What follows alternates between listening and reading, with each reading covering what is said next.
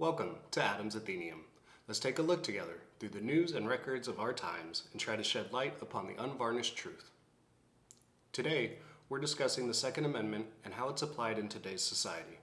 Here at Adam's Athenaeum, we break down lengthy and subject-heavy content into smaller pieces. So today, we will have several key definitions we need to know in order to better understand this amendment and how it still applies. As a reminder, I am no lawyer or constitutional scholar. I'm just a guy on the internet using as many resources as I can to find out the truth.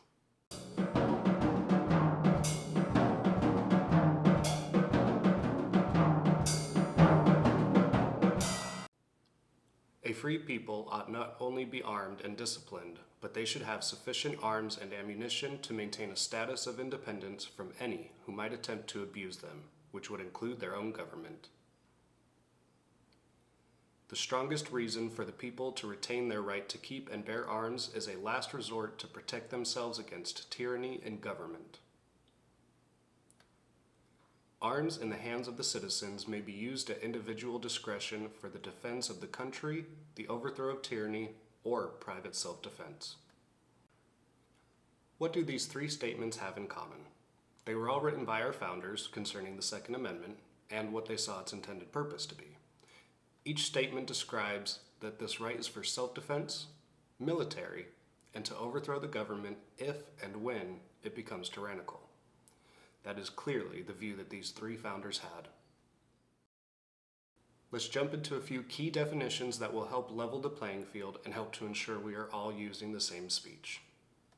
First, according to Merriam-Webster, militia means a part of the organized armed forces of a country liable to call only an emergency, or a body of citizens organized for military service. Second definition, the whole body of able-bodied male citizens declared by law as being subject to call to military service. Or the third definition, a private group of armed individuals that operates as a paramilitary force and is typically motivated by political or religious ideology. Specifically, such a group that aims to defend individual rights against government authority that is perceived as oppressive. Some argue that a militia should only exist if it works for the state. I say that, according to the specific definition of Part 3, it clearly defines that a militia is a group who defends individual rights against government authority perceived to be oppressive, also meaning the militia works for the people against the government when the government has become oppressive. Second, according to Merriam-Webster's, security means the state of being protected or safe from harm. The second definition, things done to make people or places safe. Or the third definition, the area in a place such as an airport where people are checked to make sure that they are not carrying weapons or other illegal materials. Security is important to understand in tandem with the definition of a free state. Free state, according to Merriam-Webster's, means a state of the U.S. in which slavery was prohibited before the Civil War.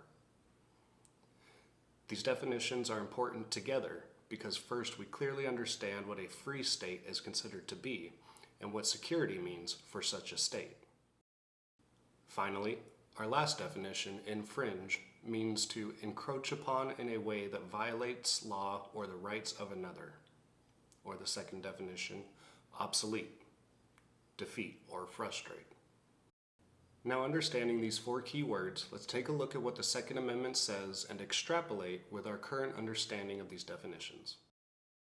A well-regulated militia, meaning a private group of armed individuals that operates as a paramilitary force and is typically motivated by political or religious ideology, specifically, such a group that aims to defend individual rights against government authority that is perceived as oppressive, being necessary to the security, things done to make a place safe, of a free state, or a state without slavery, the right of the people to keep and bear arms shall not be infringed, meaning this shall not be violated, period. In my opinion, Not enough people understand the true intent of this amendment or how it should still be applied today.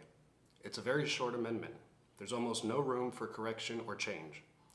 Politicians and bureaucrats have twisted the meaning to become something about hunting or having limited ammunition. I hope I've shown you otherwise. Thanks for coming back to listen about the Second Amendment. The next hot topic to cover will be the abortion, or more specifically, what constitutes a life. So be sure to come back for the next episode and comment below to join the discussion about the truth.